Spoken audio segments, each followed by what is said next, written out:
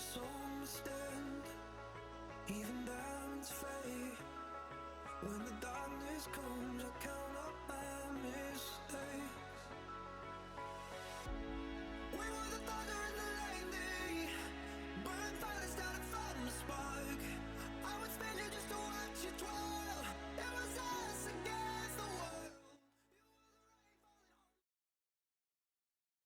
Hello, everybody. Welcome back. Oh my God.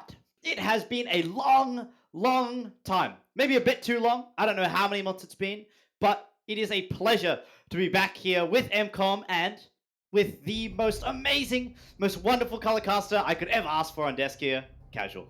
Oh, thank you, sir. It's amazing to be here with you. Also, I mean, we were talking backstage how excited we are to get back onto the horse together and start casting. It's been far too long, if you ask me, but officially in front of the fans, in front of everyone in Twitch chat, we can say that we're super excited to be here from our, sort of biased, selfish way of just being into the casting action because we love it. It's what we do. But also to watch these two teams, and we were privy enough to watch it backstage as well, that game one, and yeah, a lot of talking points about that game. Quick for sure, right? I mean, you were telling me kind of your opinions on the the full tank comp and things like that, and confused about how it even worked, right? Yeah, because initially when we saw the draft, everyone's like, "What? What's going on?" Like someone like Aurelion Sol, I think you mentioned, is really good against that low range composition, which we saw coming out from the blue side here, which was Knights. And Knights ended up winning the game despite feeling like they had the odds against them. We had some controversy going on in the chat about a lot of people were putting their different opinions about the draft, and they were discussing, Trundle counters the tanks, but there's 4 tanks and Trundle can only attack one of them. So what is up with this full tank composition, and why did it end up working in the end, Casual? Yeah, it's interesting. I feel like, not to beat a dead horse, because the game's done and over now, but no pun intended, but really, like, I feel like the fact of the matter is that comp really does work, what blue side and Knights actually drafted for, but very late into the game, once Senna can come online, once the peel's there. I mean, Sion is such a fantastic tank because it's already providing a whole bunch of damage anyway.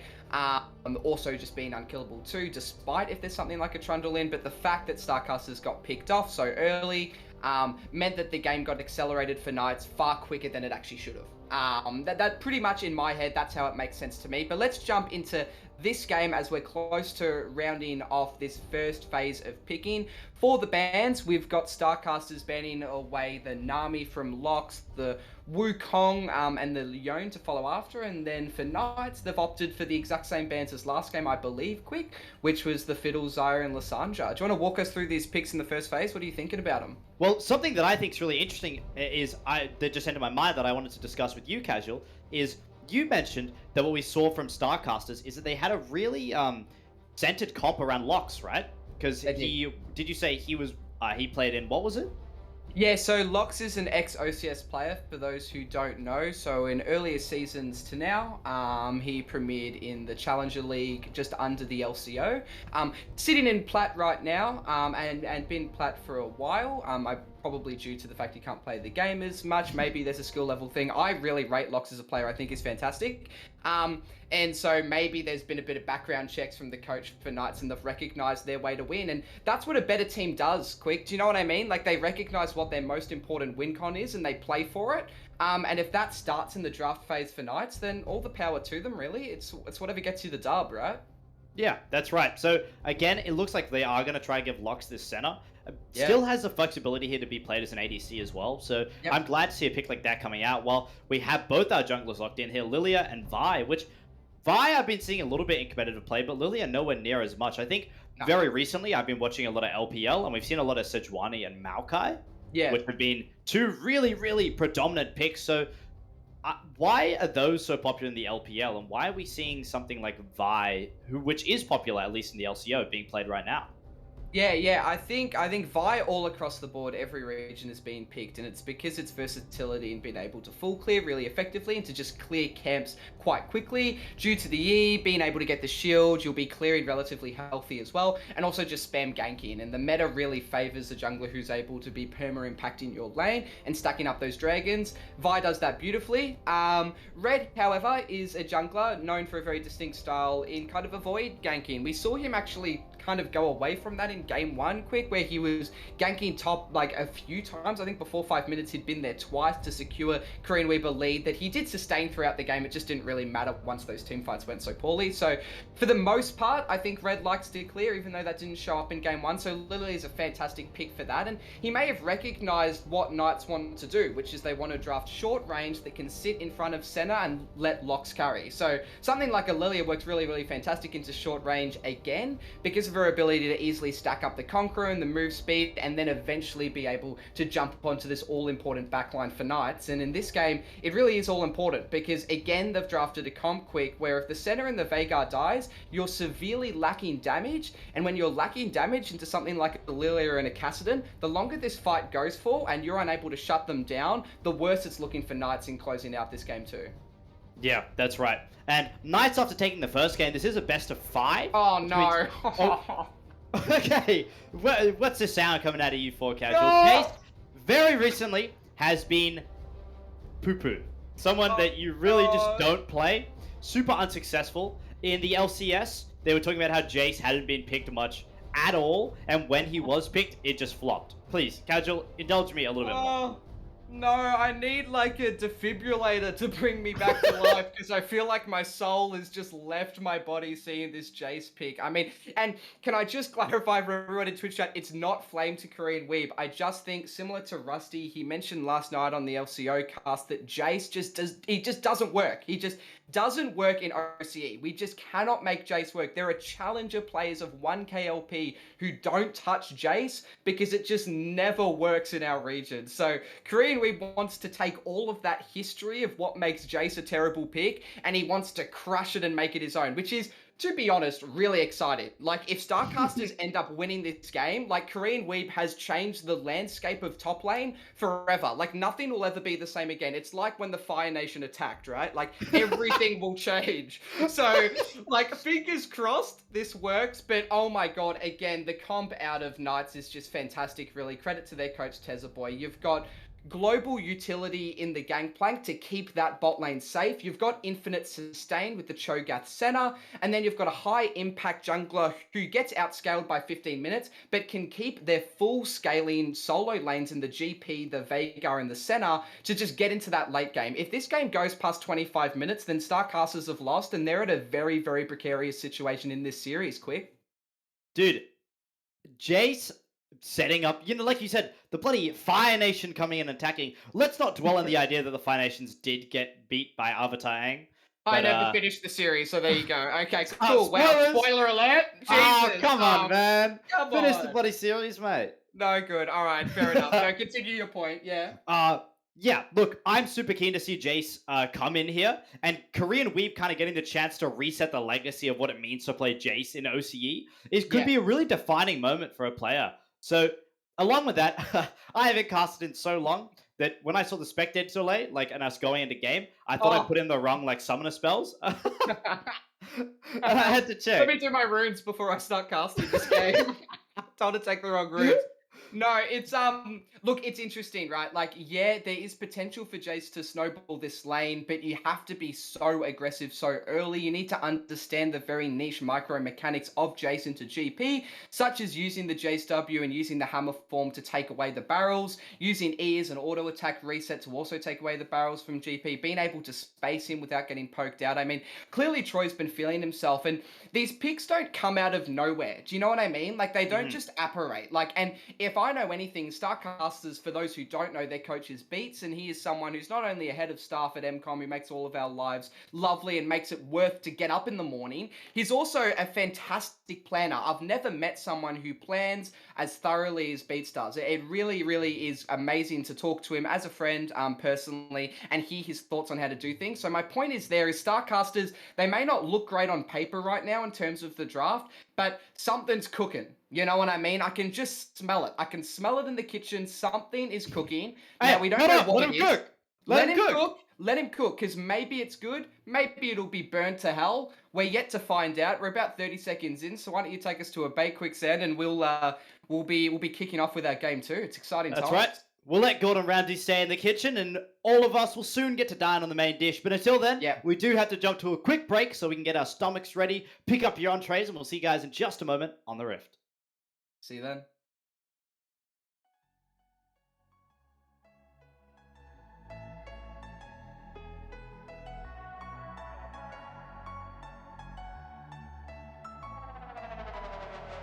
I'm running away from the past I left behind.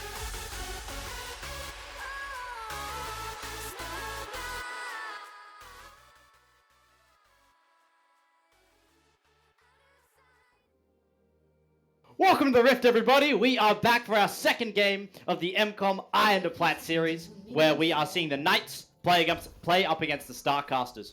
We have our team that won the last game here, the Knights, up on the red side, playing against the STARCASTERS, where they had a interesting game where they went a full tankish composition, and they managed to get ahead very early in the game, where they established their dominance and completely swept out the STARCASTERS.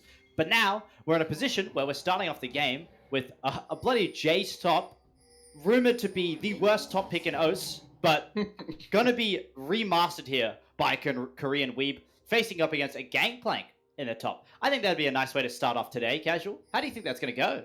Yeah, let's start off that. But first, before I tell the chat what I think's going to happen, guys, let us know what you think is going to happen. Get those predictions in, not for the series, but now that we have the context of Game 1, right, Quicksand, we know what happened in Game 1. Who knows what happens at this point, right? Game 2 is always the most exciting for me because you're taking so much of the extra info that you've already experienced.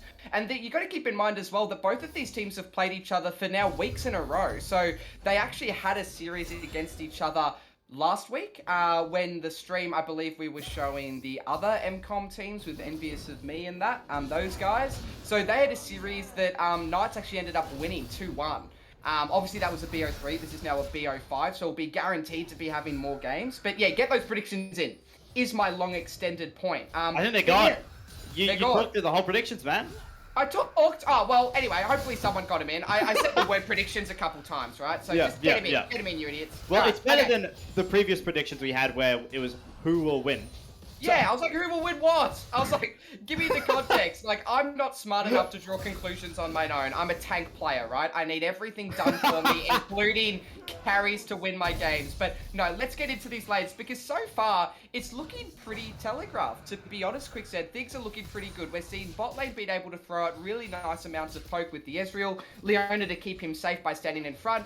And then we're seeing infinite sustain, which is what I was worried about out of Blue Liquor and Locks, right? It's going to be really difficult to ever get those guys in range of anything as Kassadin takes the pretty juicy trade onto Veigar. But yeah, it's just Scalen's the name of the game. Oh, hold on. Seeker's in. It's a big start here as Seeker tries to come in here right off the bat, but the Leona engage really is going to be a double-edged sword here. They do manage to whittle down both the supports, but they're both walking away heavily wounded here. No. Sharky here coming for the gank. Korean Weeb flashes early, dodges the dash here from Sharky. What a dodge there to survive the gank here from Weeb. Yeah, no, Troy's done really well to get himself out of a pretty bad situation as Locks actually sidesteps the gank here. I don't think they can get them, Quicksand. I think they're just out. Yeah, both junglers go for that level 2 gank and both of them prove unsuccessful. They do burn Korean Weeb's flash here. But on the opposite side, we saw Red come in a gank in the bot side, and none of the Soms were burned. Yeah, so you'd argue just based on that it's overall worth for STARCASTERS. You know, Sharky actually expending his flash to try and catch Weave is unable to, but I mean, Jace is overextended without flash. Surely he's dead here, right? Oh no, Sharky set up a bloody tent here as Korean Weave is forced to go and try to combat a second gank, going down, and first blood here now in Knight's hands.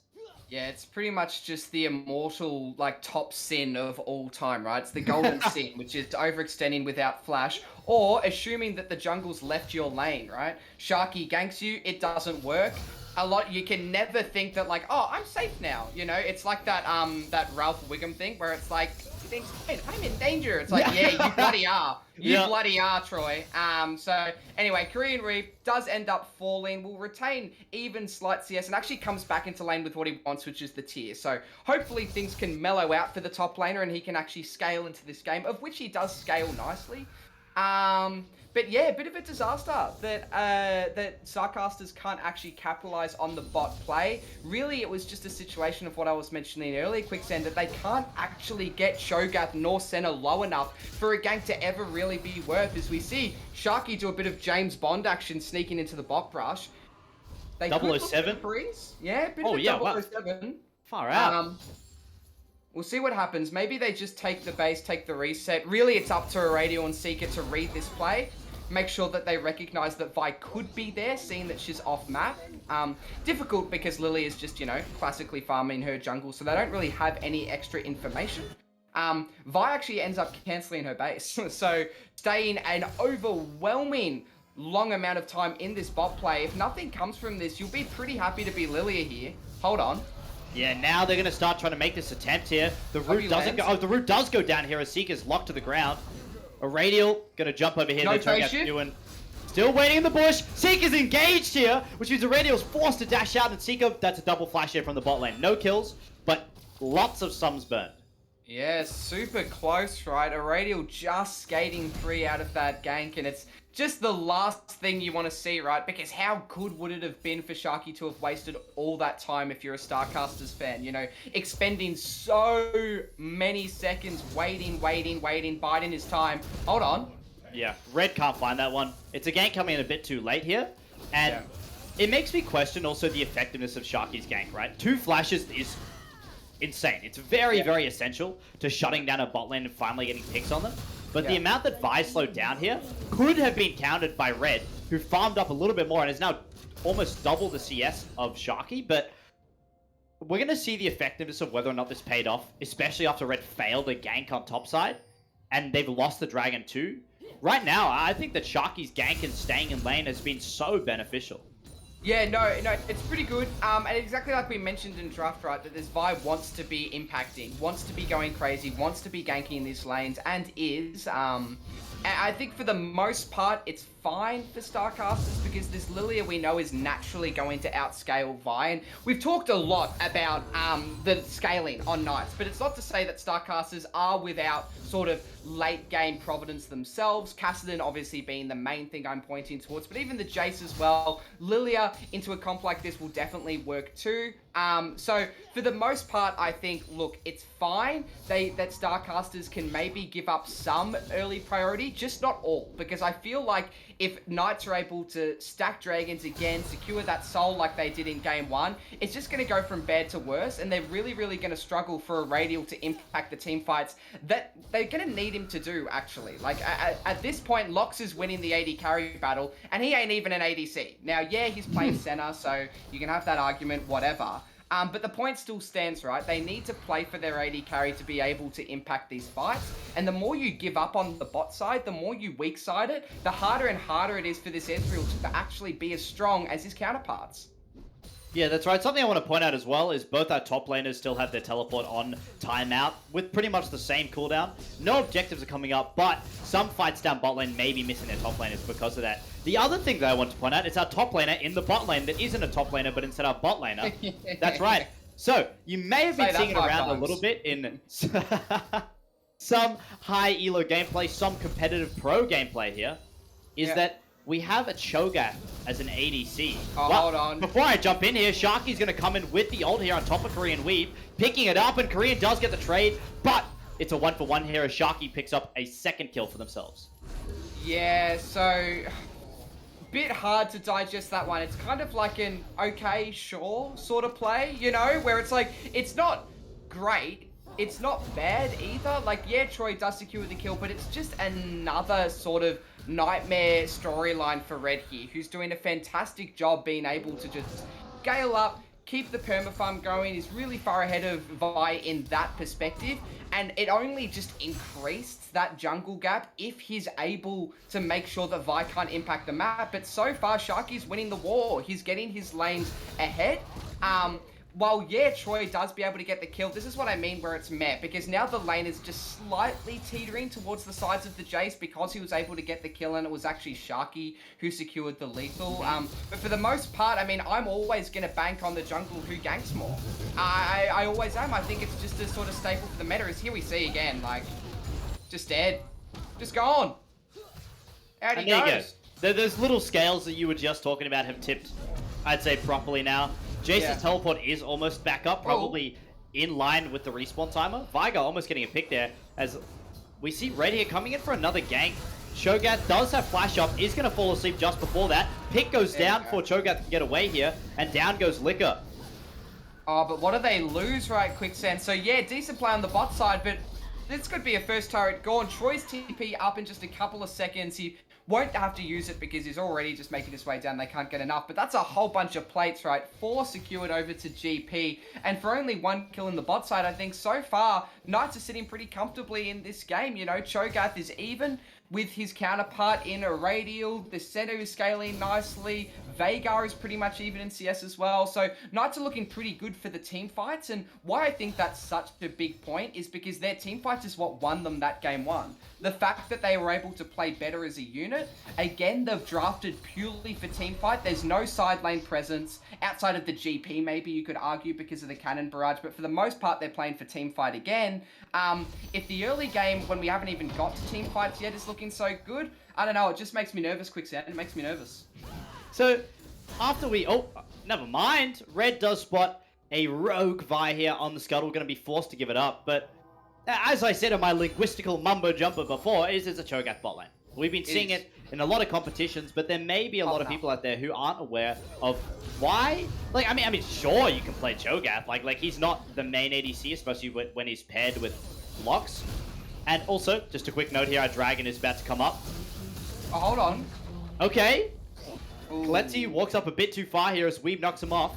Well, before I get lost up in my words, how is Cho'Gath ADC something viable? Yeah, okay, so let's break it down, right? So Cho'Gath ADC works for 2 reasons. The first one, which is probably his most niche reason for being drafted, is his synergy with being able to set up the jungler, right? Now, we didn't see it too much this game because Sharky's actually opted to play more for topside, but when Vi does come down to the bot lane, and that might be sooner than maybe previously predicted, you can set up so easily with the Cho'Gath silence and then knock up as well. So just 1 layer of CC and then someone just can't move, even if you're an Ezreal and you're used to being really, really slippery. So that's the one reason.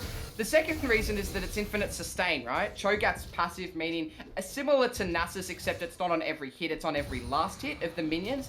He'll gain quite a decent chunk of % max HP, so that keeps him alive in a game where he'd usually been sort of outranged, you know, poked down. There's no such thing as poking down a Cho'Gath. There's, just lacking the damage, right? Yeah. Look at that. Yeah.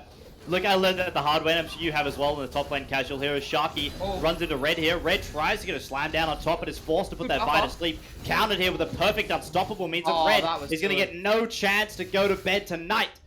And Vi, so perfectly placed Insomnia, means that they get to pick up Red, and another kill here beside a Knights. Yeah, the fight may keep going. Someone called the Avengers here, as someone? Easy Life is coming to take out Sharky, but Sharky has his friends with him as well. Just walks in that Veigar cage as it's dissipating. Almost spells an end here for Easy Life. It does spell an end here for Easy Life. That's so unfortunate, man. Oh god, it's terrible news, right? Red just being caught out in his own jungle just due to the fact that mid, top, bot, they're all losing his lane. So Vi's just able to freely walk in, right? Catches him out. Beautifully played by Sharky. We have to recognize being able to buffer the Lily Asleep with his ultimate as well. So that was really, really well. Actually avoids the CC, being able to follow up. And it was just a pure 1v1, right? But then Easy Life gets baited, trying to make something out of the play, trying to find kills, overextends into the Veigar cage. GP manages to rock up, and just lacking the damage at this point in the game from their solo lanes means that they're just going to drop 3 kills for practically nothing. Eyes are on the bot lane then to see if something can happen for STARCASTERS, but we've seen that all game. The camera's been here most of the time, and have we seen Cho'Gath ever go below half HP except for that gank where he was perma CC? Like, in the classical 2v2, they just can't do anything. It's just too difficult. is it seems as Kassadin's doing decently okay in this 1v1. Definitely winning the HP sort of all-out war. Not so much in the CS as Veigar sits with about a 30 CS lead, which is super, super nice in this game. Oh my god. Sharky's in again. Could be a Kanagak situation though. Bit of a 3v3 if they go for it. Just have to see if the trigger gets pulled. Yeah, Sharky here, waiting in the bush for an opportunity to pull the trigger, but neither of the bot lane is walking up far enough here from StarCasters. Solo? A cheeky 1v1 here from Korean Weeb, gonna get blown away with the Solo, barrel. solo. Is that a worthy play here? As what is going on? Weeb stays on top of the barrel here as we get whiplash down to bot lane. Vice walked up too far, gets a pick here, but Red finally has an opportunity to make a play here in the bot lane. That's a double sleep, but can they follow it up? Seeker follows Locked here into the alcove. It's a flash for a flash, can't follow it up. Red now comes through with a spin, gets picked off here by Blue Liquor with the chomp. And now it's just Seeker against the world, and there's no way Leono's making it out of that one. Oh god, oh don't make me analyze it, don't make me do it! Go, do it, Casual, go! Okay, alright, wow, where to begin? So, I guess the first thing we can mention is just before that crazy bot fight actually went through and they pulled the trigger on the side of Knights, it was a top fight which we didn't actually see the origins of, but Korean Reed becoming so close on the Jace to being able to knock down the GP. I think the reason he fell was just a lack of CDs, not able to actually finish off GP when he was so low. So then Gangplank uses the orange, Kelsey flashing past the Jace Q, meaning he avoids the damage, procs his barrel, finds that reset passive with his auto and takes him down. So that's how Jace died. How bot lane died? I actually don't know. I mean, somehow Ezreal gets ulted under his turret. He phase shifts back towards his base. So now Vi's in incredibly low. Doesn't even expend her flash. So if you look to the right-hand side of your screen, you can see that Sharky still has his flash engage available, which after getting so deep on that dive just blows my mind, Quicksand. I mean, there's nothing else to say except just GG, well played to Knights there. That was an incredible team fight. Like, once again, just clear, so much more on the same page than StarCasters. I mean, so far in this series, they just seem really lost in this grand final, and it's surprising, Quicksand, because StarCasters have been, they started off as underdogs, I think. Not a lot of people rated this team, but then they just kept winning, and then they kept winning, and finally people started to recognize them, and then maybe not being considered underdogs anymore is their kryptonite. Maybe you need to think that StarCasters are absolutely got no chance to win it in order for them to win it, because I was coming into this series 50-50, and gosh, I'm looking like at a 60-40 split at this stage, because Knights are looking incredibly strong. Well, maybe they'll find themselves in that zone after they're down 2-0. I mean, as of right now, this game is looking so hard to win. That's a third dragon here picked up from Sharky for the side of Knights, and being at Soul Point with the pretty much unlimited jungle prior that's been given a Sharky to not only pick up all the dragons, but set up a tent topside, head out to the bloody Fern Tree Gully to fish up something, and it's been unfair for Korean Weeb. Really, a really tough lane here for Jace, who then got solo killed later by Kletzy. It's the jungle prior has been handed away, and really that's where everything has spawned from in this game, Casual. Sharky taking down that top side, taking control of the dragons, those sneaky push 007 moments. We bring out the new James Bond as MCOM. They're in a bad, sorry, not MCOM, Seeker here is in a bad spot. Gets taken out here as Easy Life caught in the cage. Now wants to turn around here on Masana, but maybe they got too confident. Needs to flash away from that one, and Sharky not ready to give up the chase just yet. But Sharky, you have a Lilia on your tail. Now, looking to get the sleep down, doesn't have the ult to cancel it, stuck under the blue tower, but they have the Herald to counter it. Herald still up. They might want to take that one down before they continue, as Liquor's steadily holding this front line. A teleport coming in through the back here from Knight. It's chaos across the map here as Weeb teleports down as well to make a challenge, but Sharky gonna take them out. That's the first pick here for the side of Knights. StarCasters down a man. Is that the only casualty we're gonna see? Kelsey can't find the barrels. Each one keeps getting hit by Ezreal, poor guy. Poor Pirate just wants to proc a barrel, but no. Other than that little end bit there that was a bit goofy. Oh, they're gonna come off. Wow. Dude, that Herald charge, man. It just died, didn't it? Oh my god, that was close. Dude, holy. Sharky, he's off the beam, mate. He is. He's off the beam. He's off the beam, Casual. Well, he just doesn't care. He has been outperforming everybody else in this game right now, and it is a wondrous sight. Yeah, no, it's really, really good. I mean, Vi, a fantastic champion where, like, yes, utility, but also can just get to that really, really disgustingly strong point. Reminds me of Wukong, actually. Like, you hit those 2 items, and suddenly you can kind of have like a 3-1 KDA or like 2-1 or something respectable, but not crazy. But then feel like you're an 18-kill Kale at 40 minutes. Like, the champion just goes from great to unbelievably strong so quick, especially if you've got a lead. So yeah, might be down in CS, but in terms of the kill participation game, pardon me, is just smoking red completely out of the water. And it really sucks because it's hard to impact the game when you have 3 losing lanes. And this is why I started crying when the chase was picked, because it's just giving STARCASTERS another lane that red can't play around. There's no setup in the Jace lane. There's no setup in the Kassadin lane, which is fine because you want to weak-side a Kassadin. But then also you've picked an Ezreal, who doesn't really want to be strong-sided either, right? He wants to play at range and just sort of farm up and get to that stage where he can just control the mid lane for free. So now you've given Lilia absolutely no lanes to pull around. You've got 3 losing lanes that are just going to get absolutely smoked in the early game. Like, I don't know. There's so many things that I think have gone wrong from STARCASTERS at so many points here. And yeah, you can look at draft, you can look at the style, or you can look at Jace getting ran down by a Cho'Gath at the Vega. I mean, there's too many things to look at, and not all of it's pretty. Oh, man. Yeah, what a great breakdown, Casual. It is very clear, especially when you place it out like that, that Lilia is just struggling to make opportunities within lanes. And Shark, who has Cho'Gath and Senna in the bot lane, and Senna might be caught. Wipes it out. That's a huge engage here from Seeker, though. Manages to jump in and get a pick air and locks into the central part of the Knight's composition. Goes down here, and STARCASTERS now find an opportunity to get back in the fight. Licker's going to go down as well in the hands of Kassadin. The Vargo cage paying off now. And Sharky, of course, at the front of the fight here, forces Easy Life away. Wants to get the teleport, doesn't get the stun. It's Masana to pick up that one. Damn, that was probably as good as it is going to look for STARCASTERS in this game, potentially even in the series, Quicksand. Like, that exactly how you want to fight to start, right? Which is Senna falling, not even able to get through the CC long enough to exhaust anyone. So Kassadin picking up that bounty, picking up the bounty onto Cho'Gath for a double kill. Like, it was looking so good, but just due to this Vi, which we've hailed so far in this game, so strong, so unkillable, and unstoppable frontline for herself. Also her team by picking up the Radiant Virtue, so she's not only peeling herself, but others as well around her once she uses that ultimate. Like, I mean, like, Sharky, it completely 1v9 that fight. And it's a scary time because you've got to think, well, wow, if a team fight that started that well for STARCASTERS still ends up with them losing Baron, still ends with a close to 15k gold lead, something like that. I don't know, I struggle to find sort of a window of opportunity better than that one for STARCASTERS to play towards, as this could just be solved, secured at 22 minutes. Did Knights rob Westpac or something? I don't remember them having that much money, man. And they transferred it all into Vi's account too. You put it out really clearly that Vi is just a monster. Sharky, we've been setting out this whole game that Sharky is just really at the forefront of the game right now. And because of that, Sharky was the reason they won that Baron fight.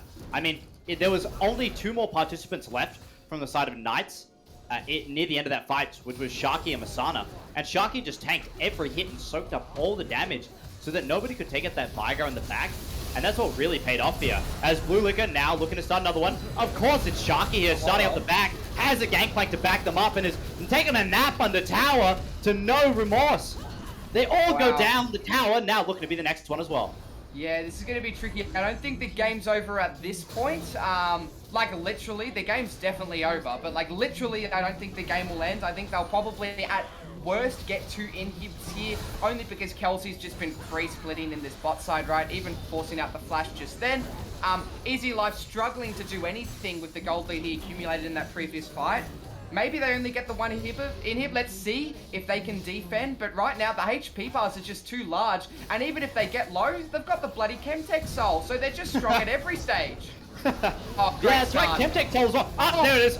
Sharky running to the start of the fight here. Easy Life is the pick they need to find. And they certainly do. Vargo Cage coming up for Korean Weep coming down. Number 3. Can they make it more? Yeah, they might not even need to, Quicksand. They might just focus structures and end this game. Blue Liquor actually stops his demolish on the second proc. Yeah, they're looking to just finish this one out. Bring it to a third game. Bring it to a match point. I mean, Knight's just too clean. There it is. Not respecting the center. Not respecting anything. These team fights shocking. Knights take it in a clean victory in this game too. Wow. What a way to close it out as well. In a situation where we thought they were really just going to pick up 2 inhibitors, it's Sharky once again, to whose surprise at this point, swoops in, starts the fight again off the inhibitor, and crushes what's the remaining fragments of STARCASTERS. Now, we saw STARCASTERS starting the game somewhat strong, casual, but that influence from, I said it and I'll say it again, that Vi in the jungle is what ran that game. Yeah, it's as simple as 3 losing lanes and a full clearing jungler, Quicksand. So you've got a jungler who can't actually help anyone, and then you've got a jungler who wants to help everyone, wants to actually sacrifice its own personal lead, wants to sacrifice, like, it's just, I don't know, it's tricky. It's tricky. It's tricky. Okay, so now we've ended up at a crossroads, my friend. Now, we have just seen Knights take away their second game here against STARCASTERS, meaning they put themselves at match point. Match point. Oh, that was sultry. Do that again. That was like a real, like, lean in and... Ready? We'll do it together. Ready? Okay, Ready? okay. 3, 2, 1. Match point. Oh, dude, wait, we kind of... That, try again? That was good, wasn't it? Oh, okay, one more. yeah. Ready? Yeah, right. Ready? Match point. You know what that reminds me of? Remember that site that a whole bunch of Aussie politicians got, like, scammed on? What was it called? Where, like, you... What? It was a dating site that you would go to cheat on someone. What was it called? Someone in Oh, dude, I know what you're talking about. Okay, but You I think know? that covers it. I think that explains what it is, yes? Are we going somewhere with that? Yeah. But okay, back to the game. Yes. So look, match point now, right? So Wait. We're gonna Oh. wait. You're not gonna use that for anything? You were just remembering the website that. No. The reason I was going to use it was I feel like at the start of the website. Now I haven't used it. Like I haven't used it, guys. But like apparently, she says the name of the website like into the microphone. This joke would be so much better if I could remember the name of the website. So just. I'm so sorry. No, move on. We go. Move on. Yeah, move on. So match point, right? So this is it, right? Like StarCasters have to pull out something different, but it's not just about them anymore, Quicksand. It's also about the team that they're versing. It's about Knights, who have now played 2 very similar comps. They've also shown adaptability in the style of drafting. So the only real remaining factor was Locks on the center. They've managed to rotate a different tank to pair onto Blue Liquor, which makes perfect sense because Blue Liquor used to be a top laner. So there's more tanks than that. So it's not like you can really target that area. It seems like Sharky's super happy to just play utility and play for his carry. So there's plenty of jungles in the meta right now. Masana's just naturally been able to scale, and there are thousands of control mages that are in meta that just want to scale in lanes. Victor, Orianna, things that can just play for the wave push. And Korean Weave just looks lost, frankly, so it doesn't really matter what Kelsey picks. Like, I can't think of somewhere for StarCasters to actually rotate into at the draft banning phase to get them to play more as a team. Like, it's simple as that. Like, I'm pleading with the boys here. You've got to make this grand final with something, because right now, Knights are looking incredibly strong. It's not just on StarCasters maybe underperforming as some might have expected them to perform better. It's also a Knights being ridiculously clean, Quicksand. Like, not only are the ganks being perfectly executed by CCing, layering, things like this, right? The dives that we don't think is going to work, but somehow they just pull it off out of a hat. And there's those Westpac loans of 15k gold leads at 20 minutes, as you pointed out. Like, ridiculous stuff. So, all credit to them. They're looking incredibly powerful, but we all know that story about David and Goliath, right? So right now, StarCasters are our David. What can they do? What can they whip out when they get back to the drawing board and pull out for this game 3? Because it's all on the line now. We could be looking at a very, very early night to this stream and be crowning our champions potentially, you know, before the night's even over. And bloody hell, I want more games. Okay, casual. I want more games. All right, Come on, settle down, StarCasters. mate. Settle down. Let's not jump the gun, okay? Because you brought up a really essential point during the game, was that, and just then as well, when you're describing the draft, is that we saw a problem in pretty much how all of StarCasters was composed. Yeah. Now, Red had a really hard time ganking, mate. He just could not find room to get in because of the way the rest of the team was laid out. You know, Jace can't lock anybody down. Kassadin's a losing lane. Ezreal wants to wait it out.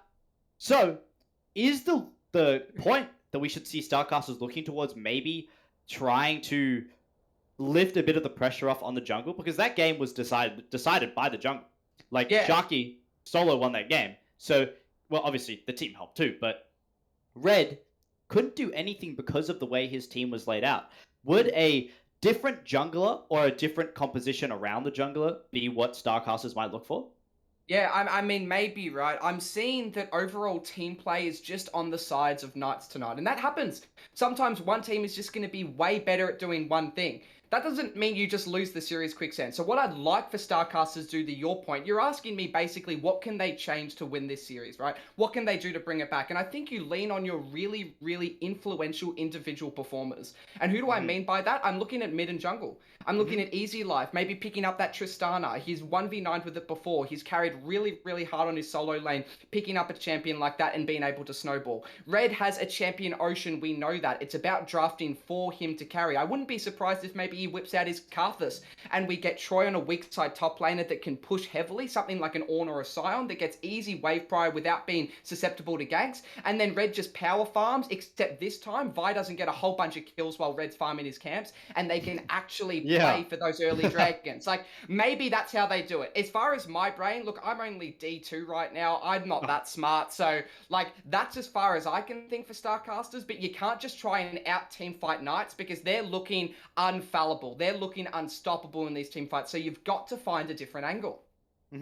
Absolutely. I couldn't have said it better myself. I actually couldn't because I'm not Diamond 2. So you, Casual, my friend, have perhaps this insight is what I hope we will see next game. StarCasters down 2 games in a best of 5 means that they have 1 more to go. Another win from Knight means that they are eliminated from the competition.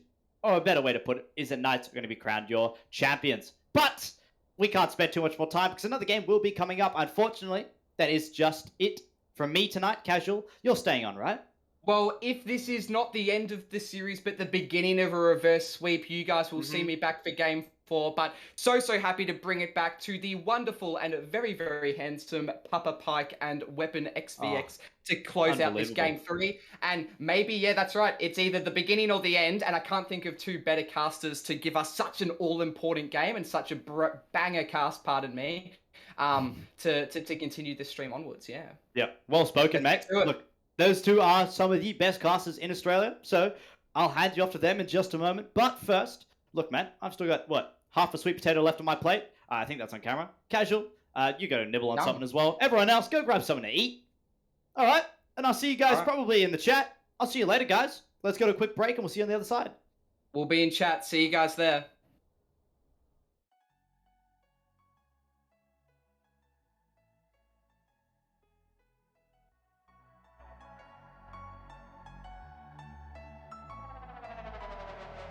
I'm running away from the past I left behind.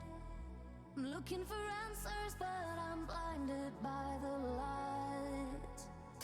I'm lost in the music, and I stay here for the night. I promise I'll be gone in the morning, out of sight. Now